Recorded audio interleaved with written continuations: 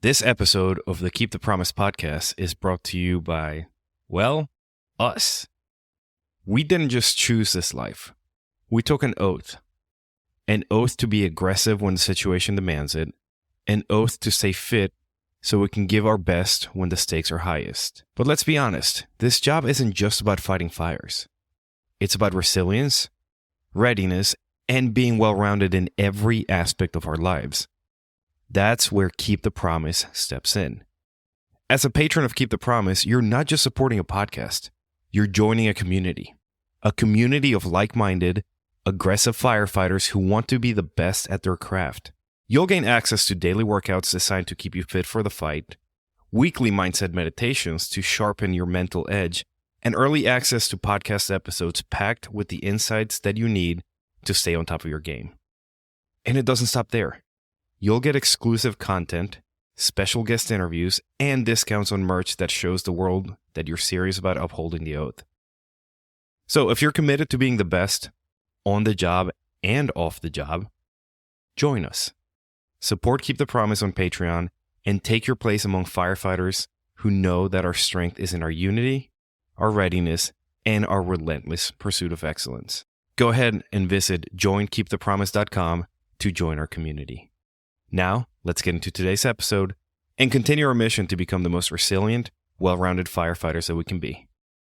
Stay aggressive, stay ready, and as always, keep the promise. You do hard things all the time, so do this hard thing. And it doesn't mean that therapy is going to be your answer, but you have to break out of that cycle of not doing anything. People get into ruts and they get into cycles and they get into patterns.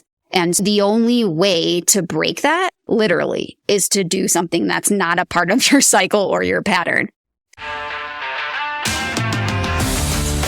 Welcome to the Keep the Promise podcast, where we help build resilient and well-rounded firefighters.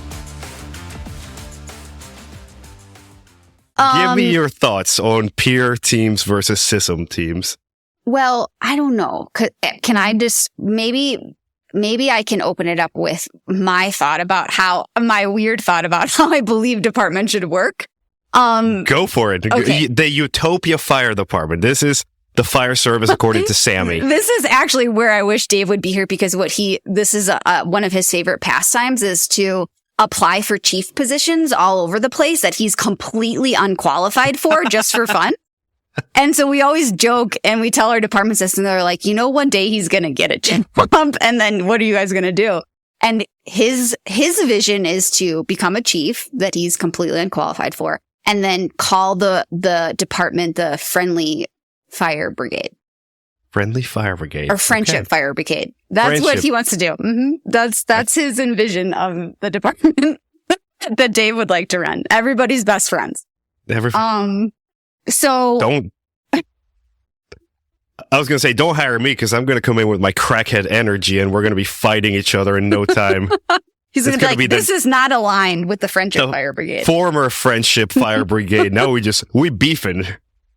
Oh, man. So, yeah, he's quite something. Maybe you can meet him one day. But so I guess what's happened with our peer teams is that we've become so close with them that it's turned into this whole other program, which I was kind of explaining, is that we are now on site and we're embedded as a team with the fire departments. So we are, and next year I'm going to hopefully be even more embedded, whereas I'm going to be more full-time at one of the departments that we work at. So what's happened is the relationship has kind of outgrown a peer team because we are working so closely together that now we not only meet with the peer team quarterly, and the peer team is there to kind of like let me know what's going on or help me out or tell me about a bad call that's happened or whatever, but also because everybody knows us and I'm there so much and we've developed that relationship with them that we're all sort of working together. So what's happened is now we kind of utilize the peer team in the first couple years that we worked with them to do trainings with them and to do this mental fitness stuff and to teach them that. And they were sort of our catalyst. And because they liked it. And because it went so well, now we've opened that up to be teaching the department these things. So every quarter we try to, with all of our departments, we try to do a training with everybody, all the line staff, and the executive staff, so that everybody is hearing this information, not just the peer team. And so what's happened is we have weird words for the stuff that we do, but we call it alive-minded. So we've developed this, what I guess you could call program, that is not only the peer teams a part of, but they've almost become more like our coaches. So they're like, they help almost implement the things that we're talking about when we're not around. But also everybody is trained in mental fitness, not just the peer teams. So why we call it alive-minded is we follow Stoicism. So we practice a lot of Stoicism, and we actually bring our daily Stoic book by Ryan Holiday to the departments. And sometimes when I come in, they'll be like, hey, can you read something today? So sometimes even if I just want to come in and bullshit, they'll be like, Sammy, read us something. They make me do my job sometimes, even when I don't want to. Rude. Yeah. So I'll read a passage and then we'll talk about it. So that's one of the platforms that we use to teach is control your controllables, right? Like how can you manage your emotions and understand them?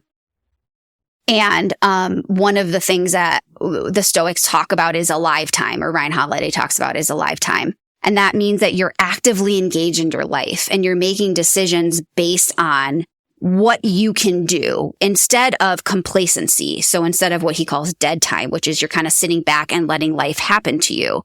So when we formulated our little weird program, what we say is we're training everyone in the departments to be alive-minded, to be in an actionable place in their lives where they're making clear decisions and they're making decisions to take action instead of sit back and let things happen. And we also frame it as like, we don't want you to die, right? We want you to be alive and to take care of being alive. Part of being alive is being alive up in your brain, right? And taking care of your brain. So that's not really an answer to your question, but basically, I almost am like, fuck peer teams in general. Like, you don't need them if you can teach everybody how to be a peer member, right? Like, why doesn't everybody know how to talk to each other and take care of their brains? And if you don't have somebody that you feel comfortable going to, I get that, then here's these members that are, have been picked by your team to be able to be that person where you're uncomfortable. But I have to tell you, TJ, people come to me now, like, because I'm there. It's not that they skip the peer step, but they come right to me for their problems, and they do it in front of each other. So it's not that I have a million one-on-one sessions with the department. It's that we're having therapy sessions, whether they know it or not, in front of each other at the kitchen table. And we're talking about this shit, and it's proactive instead of we're waiting to, oh my gosh, I'm so bad. I'm so overwhelmed. I'm so burned out. I need to talk to a peer member. I have proactively seen that I'm starting to get down into this place where that's not good and I'm not taking care of myself. I need to talk to Sammy, right? And maybe I need to set up a session with her. Or maybe I just want to call Dave and have a conversation with Dave about it, or a coaching session with Dave. Or maybe I want both of them in the session, or maybe me and my wife want both of them. And we do couple sessions together. So it's not to say that peer teams aren't important, because we have them and we use them. But it's been so cool to see this culture build around the peer team is so strong, and we've worked on so many things that now they're training everybody else how to be a quote unquote peer member.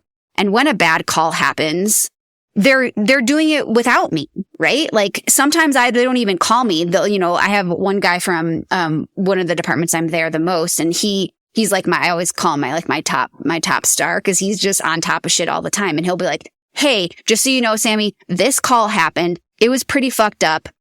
I already talked to all the guys. A, B, C, D, E, F, G are the ladies and the guys that were on the call. They've been talked to. I'm going to check in with them tomorrow, just so you know this happened, right? And sometimes I don't even need to go and do a debrief, because they're on top of it. And they've been taught the skills about how do we talk about it? What do we do afterwards? How do we calm our bodies down? And if this is staying with you, set up a coaching session with Sammy. So it's like working itself. I don't know how to explain it. Yeah, talk about a force multiplier. Now you're at the point that legitimately, why need a peer team when the whole department can be a peer. I think that is the ultimate model that we should strive for. It's kind of crazy though. People think we're nuts when we say that, right? But that's literally in all of our contracts. We say everybody should be a peer team member, essentially. The amount of conversations that I have had with shift mates, with people that I work with, because I'm not a peer team member, never was, never will be type thing. But we still manage to work through issues. And it's like, okay, get me that training, right? Get that other person the training. And now you just created 2 more and then 4 more. And you're at the point that you don't have to have that clear demarcation of only talk to these folks robotically, peer team type thing. You can talk to anybody you feel comfortable with, knowing that they have the skills, the experience, and the knowledge to help you navigate these issues. Sure. And, it gets into the weeds about like ethics and making sure that everybody's trained appropriately and all that stuff. So I don't think that there's an abolishment that needs to happen of peer teams, but really your peer team should be elevated to be specializing in this, right? Like that's what we, at this department that I'm there 3 days a week right now. What we've started to frame it, because now it's going on year 2 of this, is that I'm asking all the peer members to get trained or to pick a specialty. Like what's now that we're all here and we're all kind of like peer members and we've been elevated to this place, we still need you because there's still ethical decisions and ways of speaking and counseling support that we need to be following. So we need to continue training the peer members, but also how can we elevate this to a better place now so that we don't say we don't need the peer team? How can you do essentially more? So they're all this year are starting to pick things that they want to specialize in. So I have like one guy wants to do it in like family dynamics and how can I be the person when you're having an issue with your spouse or learning relationship skills and et cetera, et cetera. And one guy wants to learn more about being a chaplain and what does that look like? And how can I be maybe the department's kind of chaplain in that area for spiritual support, And then one of the girls the ladies she wants to learn about women, empowering women in the fire service. So how can I learn how to be that person for the girls in our department to really elevate them to a place that feels comfortable and et cetera, et cetera. So that's where we're at as far as this microcosm of what we built in this department. The Alive Minded is we're trying to elevate now the peer team members to learn more and to really specialize, to become more coaches instead of just, well, now we don't need you.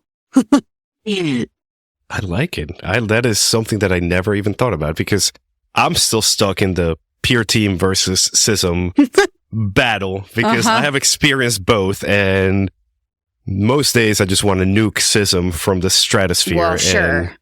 Because it's usually the wrong person. It's usually a person that somebody doesn't know, right? It's a stranger. And not that they don't have good skills or clinical skills, but we've all been part of those where they go very poorly.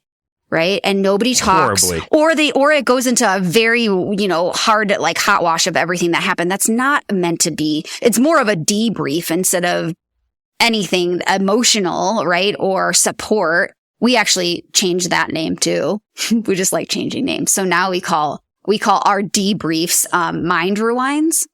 So, and why we call that is because what we say is we're bringing you back to a place, right, in your mind that you need to go back to in a safe way to talk it out, get through it, connect the synapses, have some emotional space to connect what you felt that that is maybe becoming invasive, and then move on from it, right? So we're going to rewind to move forward. So yeah, we're just changing it all up. You are just, all words are made up anyway, so you're making up your own and just creating your own language. Speaking of Ryan Holiday, have you ever done the, I think it's called, is it the Alive Challenge? Is it the one where you basically cross off every week? That is a sobering exercise. Yeah. Mm-hmm. Even the Daily Stoic is like, just to read that shit every day. Like, you're like, oh God, I was terrible at that yesterday, Like, yeah. I started, I have it on my nightstand and always my favorite. I don't know why, but like my favorite is when you get to the meditation on mortality because it happens around the winter months when things start slowing down, when nature kind of retreats and when you have more darkness outside and more introspection. And it's kind of like a way of plowing into that inevitable mortality that we all face. Yes. But sometimes it's hard. And then doing the Alive Challenge, which for those that you don't know, it's basically a poster that has, it's like 80 years worth of weeks. And you fill out every passing week, you fill out another block and another block. And next thing you know, you're looking at this poster that signifies your entire life on average. And you're seeing how much you have spent. And it makes you... It's crazy. Stop and take a breath and be like, there's a lot of shit left to do. And it kind of like in a forceful way makes you reprioritize what's important to you. Yes, it's perspective, right? It helps with perspective. Yeah, that way you're not bogged down in the little bullshit details of, oh my God, I had to ride an ambulance today. It's like, okay, but in the grand scheme of things, does that really matter? Definitely eye-opening. I don't even know where to go next. We have so much, like, I'm a fan of all of this stuff.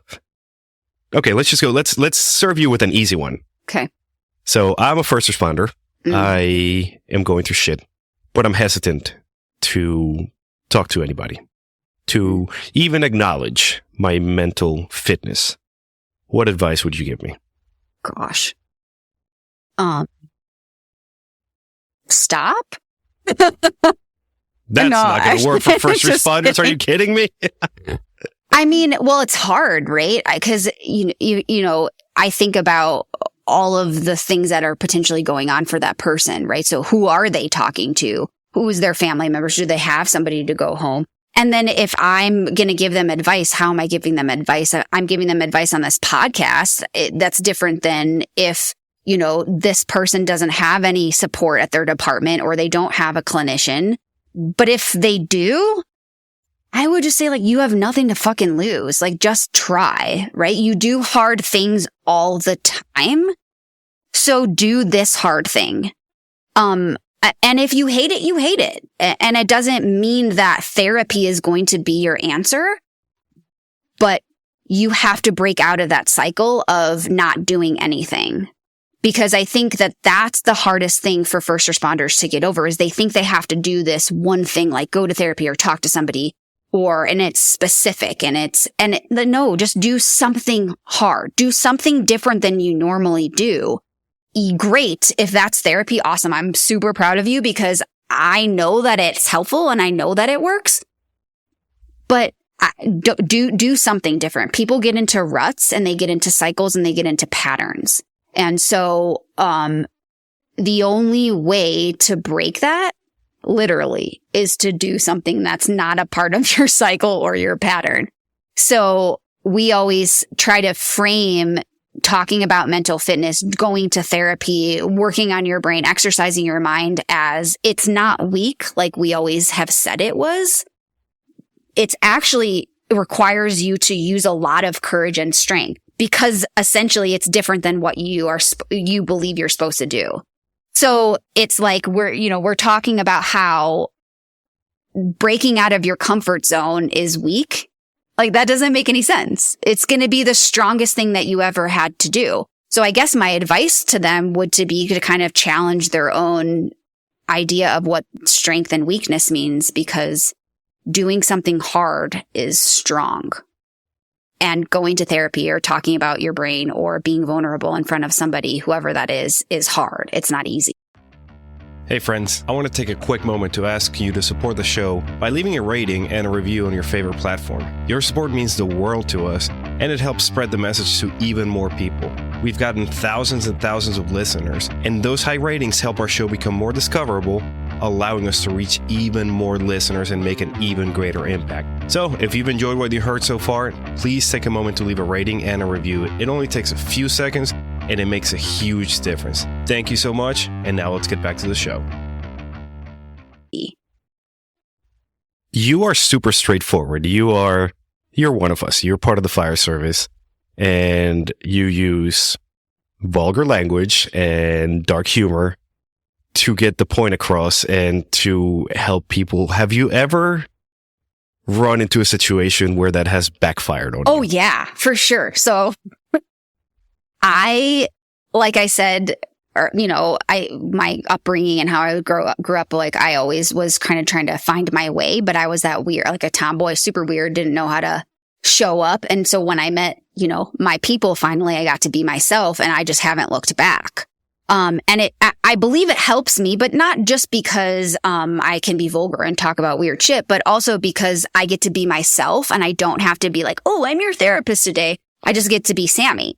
And that's been helpful because first responders need people to be genuine. Like, they don't want bullshit. They want reality. So I think in that respect, it's been super helpful because I show up as myself. Like, I'm never putting a hat on. But it definitely has backfired. Thankfully, I have the two departments that I work the closest with are huge proponents and fans of this. And we have built a very strong relationship with the two chiefs there. And they allow me to be however I'm going to be, whenever I'm going to be, which has been very, very helpful. But there has been some members in one of the departments that are more conservative and not necessarily aligned with the swearing or cussing all the time. And one of them was more executive, and he did give me feedback that was actually very hard for me to hear, because I've really tried to build my life around being myself. And so it was kind of it felt like, I was getting stabbed in the heart. But I did have to take it, and I did have to deal with it, and basically said that my cussing can be off-putting because of my role, not because they don't, but because of I'm the therapist. And that sometimes it feels like we're in a comedy show. And that's a compliment. Well, right. And then the other thing he did say that was really hard for me was that he mentioned that it's in his eyes, right, and potentially people on his shift's eyes, that I was playing too many roles, right? Like, I see people in therapy, so I coach with them, and then I come to the stations and I hang out with them, and I know their wives and spouses.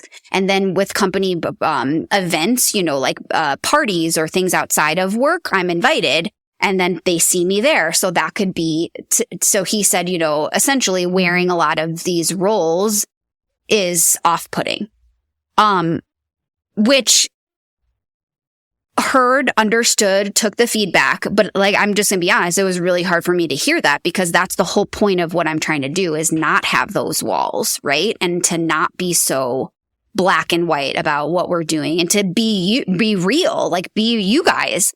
And so there are I guess the lesson is there are gonna be people that don't like that. Sure. Right? It's not everybody. I'm not everybody's cup of tea. That's for sure. But I have the backing. So I had to kind of take that information, talk to Dave about it, cry about it, because I felt really bad. And then, I did have a healthy conversation with Chief about it. And is there something I need to do? Do I need to pivot here? Is this? And what was really helpful, he was like, be yourself. That's why I hired you. So I got what I needed from it, but I also now know that when I'm potentially around people that are less likely to benefit from my realness, that I just need to dial it back a little bit, right? I need to just be aware, and to let more people speak, and to not be, not be as intense, spicy. I don't know what the word is. So it's, it was a learning lesson for me that there's times and places when I have to tone it down. I think that's a skill that all of us struggle with acquiring. There's a lot of times that we can be way too much. And it's important to take, it would be so easy for you to take that chief's feedback and be like, whatever, dude, fuck you. Mm-hmm. But actually internalizing it, and it might come from, it happened to you, from a chief officer, for anybody else, could come from a partner, from a friend. Sure. Taking the time to internalize and be like, okay, let's look at this feedback and let's see, do I want to accept it? And is there a way that I can improve myself from it? Mm-hmm. And it wasn't coming from a place of like bad intention either, right? Like from that person's eyes, it was to be better for the people that he believed it would be better for, right? So it wasn't like, we don't want you here. It was like, just, like this could be difficult. So yeah, I have to be aware of that because I don't want to turn people off from therapy in general either, right? Like not every therapist is like me. That's for sure. Maybe some more should be. Make life a little more interesting and easier for those of us who might shy away from therapy. So you wear a lot of hats. You just said you do a ton of things. That fire chief told you that you do a lot of stuff. How do you prioritize your own self-care? How do you stay sane? It's always a work in progress. I'm not perfect at it. And that's actually something that I talk about with the crews a lot is like, I'm a practicer at these things just like you guys are. I'm not any better than you. I just know the skills. So I am constantly practicing and pivoting when I realize I'm not doing good. Basic things that we always preach is do your basic shit. Like, that's it. Do basic shit. You have to be prioritizing your basic body needs, right? Like eating, sleeping, water, routine, exercise, like all the basic shit. So that is foundational for me. Even when we go on vacation, even when I'm really busy, like if I have to get up an hour earlier, or if I have to go to bed an hour later, I'm getting that stuff done because if I don't do that, I'm terrible. I've suffered with depression since I was a kid. So if I don't manage my foundational stuff, I'm not going to be able to do anything well. So that is really difficult with my schedule because I'm all over the place all the time. And that's the reality is I work way too much. I have to pivot that. And I'm starting to learn as the years go by is how do I pivot? The closer I get to departments or people, obviously the more that space that takes up. And so then I have to be like, okay, well, if I'm going to, I have to streamline this. Like I can't see as many individual clients in my private practice anymore. I have to just focus on my departments or I have to every month is a pivot. There's nothing that I'm consistently doing besides taking care of my basic shit that stays consistent because this world is changing so fast and the needs are changing so fast that I have to pivot with it. But my basic shit is every day. Even on vacation, I get up, I work out. Even when I'm busy, like it's necessity for me.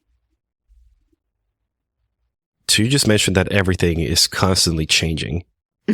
And what do you see as the upcoming trends in mental health, especially as they apply to first responders, to the fire service world and to police and military and hospitals? What sort of emerging trends are we looking at?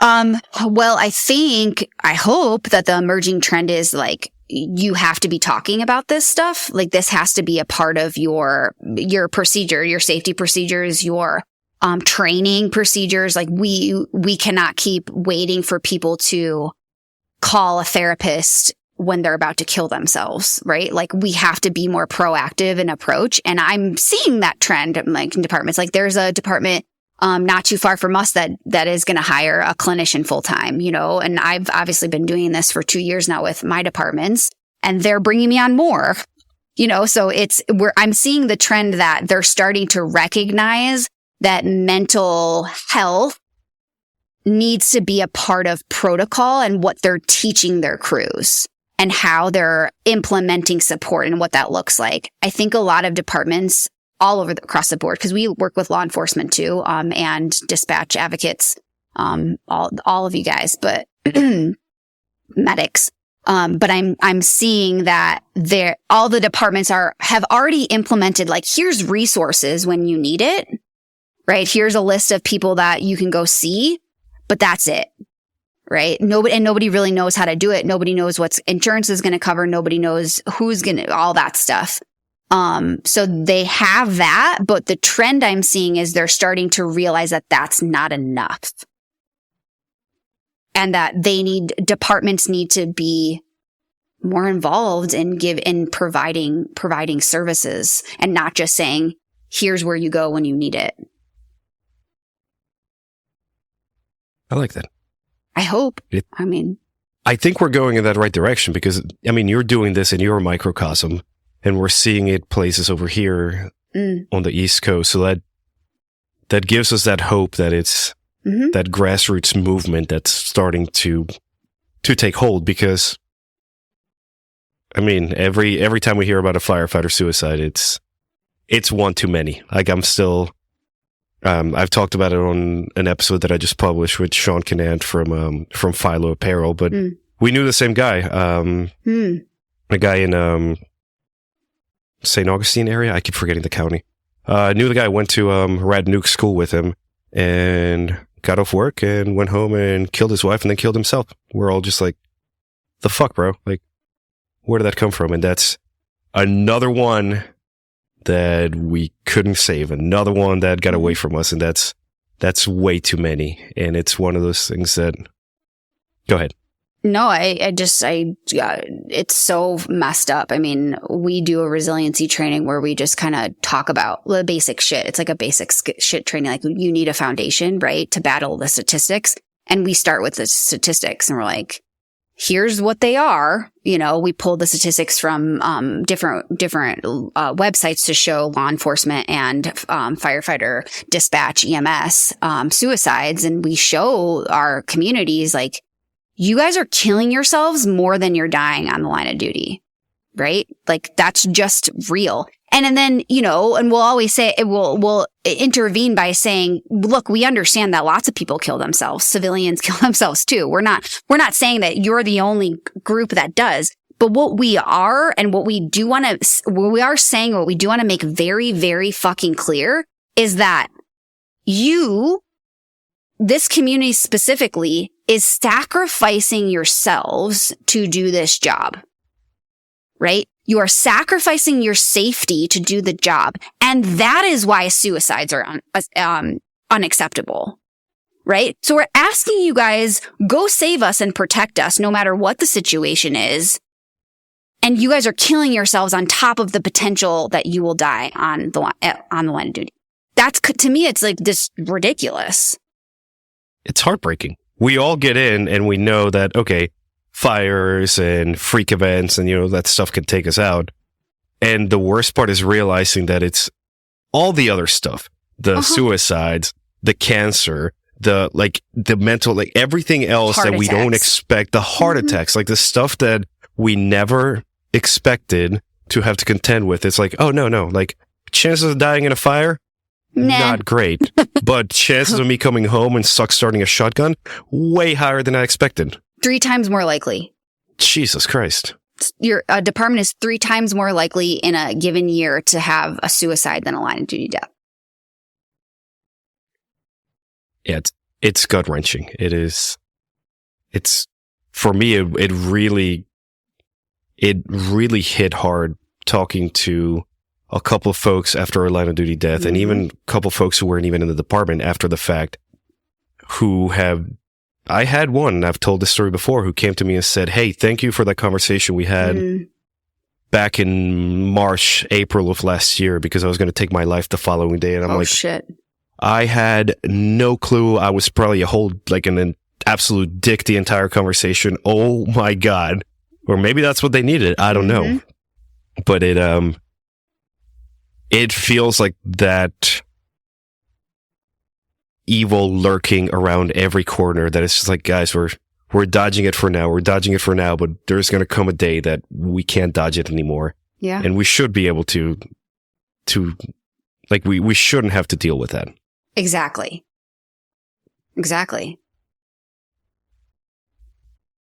Let me hit you with my favorite question as we're wrapping up, and one that I didn't put on the list that I sent you. Oh, damn. Just kidding. What is the one failure that you cherish the most? Oh, gosh.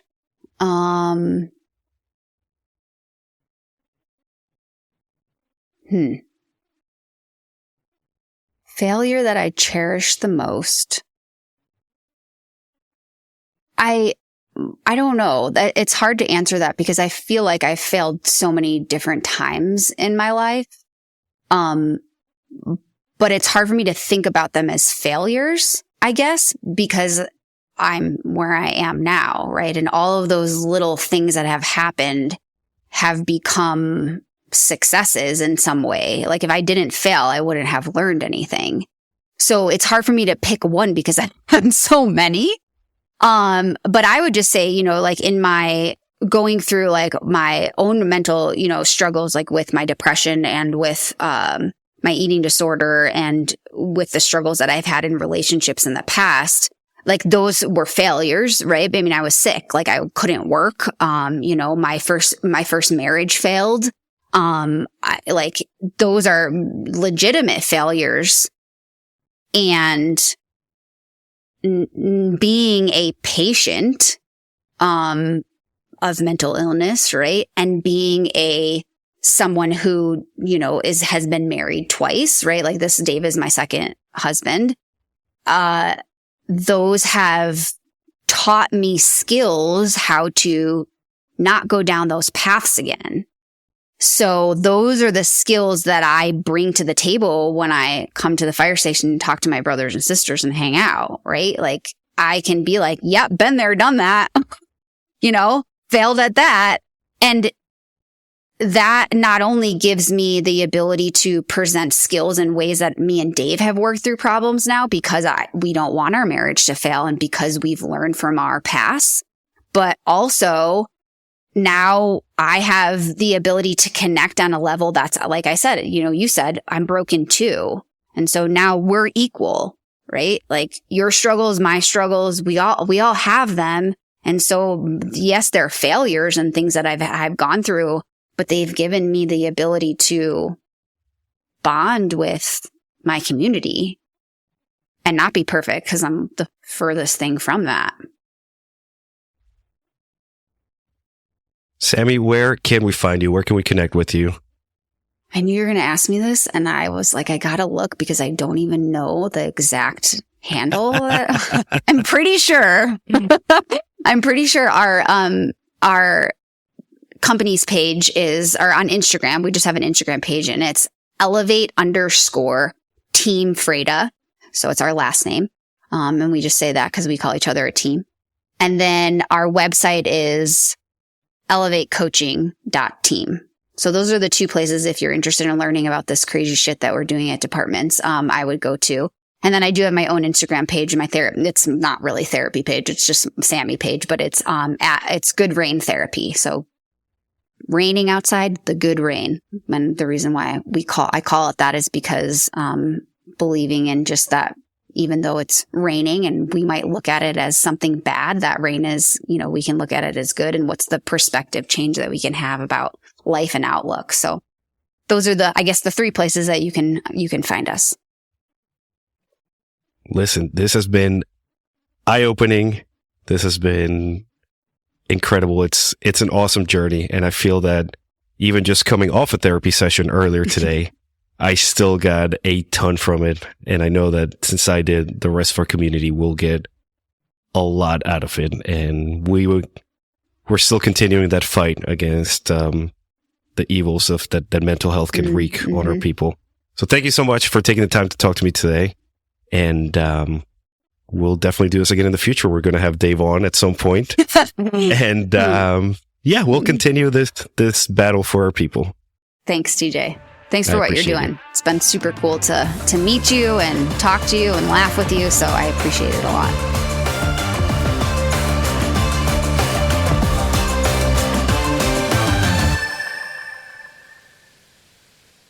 Hello, friends. Hopefully you enjoyed these 2 episodes with Sammy, especially the fact that she brings in not just a fire spouse perspective, but somebody who has had to deal with her own trauma. Because it's so easy for us to take these therapists and just kind of write them off and say, no, you don't understand. You haven't been in my shoes. Well, homegirl has been in our shoes, sometimes vicariously through Dave, but she's had to deal with her own shit. So she knows on a ground level what we deal with. and is obviously making strides with Dave and with the departments that they work with to help improve our mental health, which is ultimately one of the tenets of what we do around these parts. It's just making sure that our brains and our minds are not our biggest enemies. So thank you for taking the time to listen to these episodes with Sammy. She's awesome. Dave is awesome. He is next on my podcast hit list, if you will, because I really need to pick his brain. But without further ado, let us get to the patron shout out. If you're new here, every single time that we get a new patron that subscribes, that pledges to join the community, we give them a shout out on the podcast. It's important to shout out those people and to let the world know that they are taking the step to be the best firefighter they can be, to join that community of aggressive firefighters, and to take their training to the next level. So today, a special shout out goes out to Andre from Atlanta, Georgia, Greg from Akron, Ohio, Nicholas from Hackensack, New Jersey, and Paul from St. Petersburg, Florida. Folks, thank you so much for believing in this community, for joining, for putting in the work to become a better firefighter. You are the reason that the fire service will always be in good hands. You are the reason why citizens will always trust us. As always, be good, be safe.